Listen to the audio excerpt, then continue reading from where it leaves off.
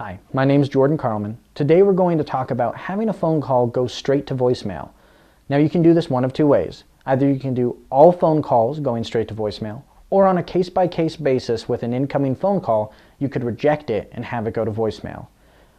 For the second one, we're going to use a standard phone, which is going to be the Motorola Razr. Now I'll tell you, you should check with your manufacturer or their user's guide to see if these options apply to you.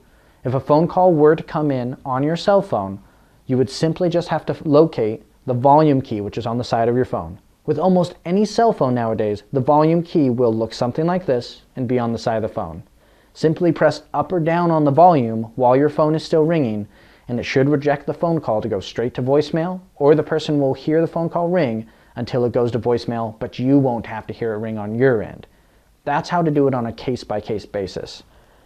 If you will not be available at your phone for a certain amount of time and you want all phone calls to go straight to voicemail, you need to contact your cell phone carrier and ask them for what's called unconditional call forwarding.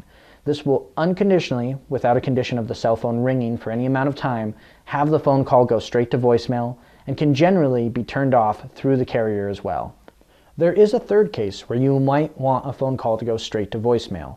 This case may be where you are calling somebody, and rather than have it ring through to them and have them answer the phone, you might just want to leave them a voice message. You're going to need to check with your carrier, but there's what's called a backdoor number.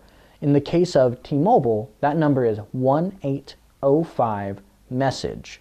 If you dial this number, you will get an automated system, much like the voicemail system, that will prompt you to give the cell phone number you are contacting. You simply dial that number in, and then it will have you deposit the voicemail there.